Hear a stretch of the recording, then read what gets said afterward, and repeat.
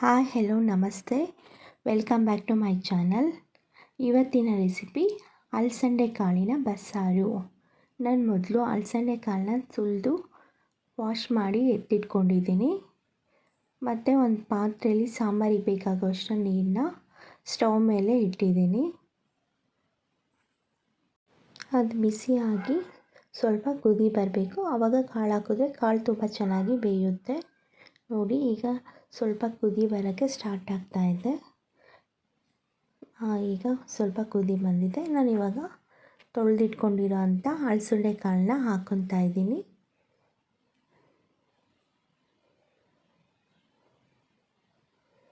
ಹಾಗೆ ನಾನು ಖಾರಕ್ಕೆ ಮೆಣಸಿನ್ಕಾಯಿನೂ ಅಷ್ಟೇ ಬೇಯಿಸ್ಕೊತಾ ಇದ್ದೀನಿ. ಹಸಿರು ಮೆಣಸಿನ್ಕಾಯಿ ತೊಗೊಂಡಿದ್ದೀನಿ. ನಾನು ಇಲ್ಲಿ ಒಂದು 10 ಹಾಕ್ತಾಯಿದ್ದೀನಿ. ನೀವು ನೋಡ್ಕೊಂಡು ಹಾಕ್ಕೊಳ್ರಿ ನಿಮ್ಮ ಖಾರಕ್ಕೆ ತಕ್ಕಾಗೆ. ಹಾಗೆ ರುಚಿಗೆ ತಕ್ಕಷ್ಟು ಉಪ್ಪು ಹಾಕ್ಕೊಳ್ರಿ. ಕುಕ್ಕರಲ್ಲಾದರೆ 1 ವಿಸಲ್ ಕೂಗಿಸ್ಕೊಂಡ್ರೆ ಸಾಕು, ಬಟ್ ನಾನು ಪಾತ್ರೆಯಲ್ಲೇ ಇಟ್ಟಿದ್ದೀನಿ. ಈ ಥರ ಡೈರೆಕ್ಟಾಗಿ ಮಾಡಿದ್ರೆ ಸಾಂಬಾರು ತುಂಬ ಟೇಸ್ಟ್ ಬರುತ್ತೆ. ಅದು ಬೇಯೋಷ್ಟರಲ್ಲಿ ನಾವು ರುಬ್ಬಕ್ಕೆ ರೆಡಿ ಮಾಡ್ಕೊಳ್ಳೋಣ. ಕೊತ್ತಂಬರಿ ಸೊಪ್ಪು, ಮೆಣಸು, ಜೀರಿಗೆ, ಬೆಳ್ಳುಳ್ಳಿ, ನಿಂಬೆಹಣ್ಣಿನ ಗಾತ್ರದ ಹುಣಸೆಹಣ್ಣ ನೀರಲ್ಲಿ ನೆನೆಹಾಕಿಟ್ಟಿದ್ದೀನಿ.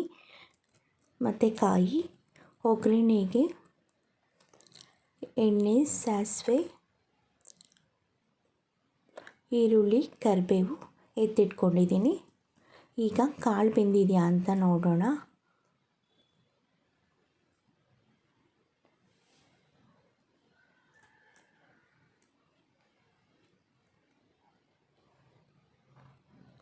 ಈಗ ಕಾಳು ಬೆಂದಿದೆ, ಅದನ್ನು ಸಪ್ರೇಟಾಗಿ ಸೋಸ್ಕೊಬೇಕು.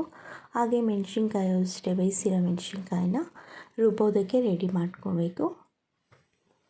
ಈಗ ಸಪ್ರೇಟ್ ಮಾಡಿ ಸೋಸ್ಕೊಂಡಿದ್ದೀನಿ. ಮತ್ತು ಸೋಸ್ಕೊಂಡಿರೋ ಅಂಥ ನೀರನ್ನ ಸಪ್ರೇಟಾಗಿ ಎತ್ತಿಟ್ಕೊಳ್ಳಿ. ಇದು ಸಾಂಬಾರಿಗೆ ಯೂಸ್ ಮಾಡ್ಕೊತೀವಿ. ಹಾಗೆ ರೆಡಿ ಮಾಡ್ಕೊಳ್ಳೋಣ. ಸ್ಟವ್ ಮೇಲೆ ಬಾಣಲಿ ಇಟ್ಟು ಅದು ಬಿಸಿ ಆದಮೇಲೆ ಆಯಿಲ್ ಹಾಕಿ ಸಾಸಿವೆ, ಕರಿಬೇವು, ಈರುಳ್ಳಿ ಹಾಕಿ ಚೆನ್ನಾಗಿ ಫ್ರೈ ಮಾಡಬೇಕು. ಅದು ಫ್ರೈ ಆದಮೇಲೆ ಬೇಯಿಸಿರೋಂಥ ಕಾಳನ್ನ ಹಾಕಿ ಫ್ರೈ ಮಾಡಬೇಕು.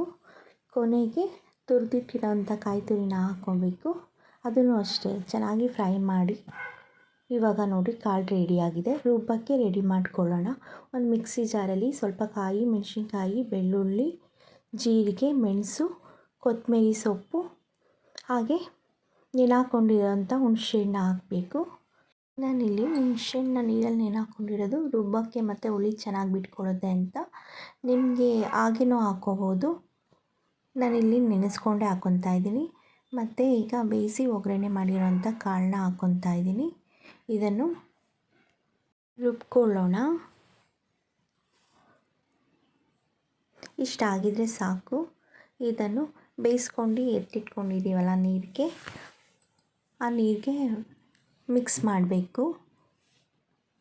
ಮಿಕ್ಸ್ ಮಾಡಿಬಿಟ್ಟು ಬಿಸಿ ಮಾಡಿದ್ರೆ ಸಾಂಬಾರು ರೆಡಿ ಆಗುತ್ತೆ. ಮುದ್ದೆ ಜೊತೆ ಅಂತೂ ತುಂಬ ಚೆನ್ನಾಗಿರುತ್ತೆ, ಬಿಸಿ ಬಿಸಿ ಮುದ್ದೆ ಜೊತೆ. ಹಾಗೆ ಯಾರೆಲ್ಲ ನನ್ನ ವಿಡಿಯೋ ನೋಡ್ತಾ ಇದ್ದೀರೋ ಸಬ್ಸ್ಕ್ರೈಬ್ ಮಾಡಿ, ಲೈಕ್ ಮಾಡಿ. ನೀವು ಒಂದು ಸಲ ಈ ರೆಸಿಪಿ ಟ್ರೈ ಮಾಡಿ ನೋಡಿ. ಸಾಂಬಾರು ರೆಡಿಯಾಗಿದೆ. ಬಿಸಿ ಬಿಸಿ ಮುದ್ದೆ ಜೊತೆ ತುಂಬ ಚೆನ್ನಾಗಿರುತ್ತೆ. Thank you so much. ಹಾಗೆ ನನ್ನ ಚಾನಲ್ನ ಸಬ್ಸ್ಕ್ರೈಬ್ ಮಾಡೋದನ್ನ ಮರಿಬೇಡಿ.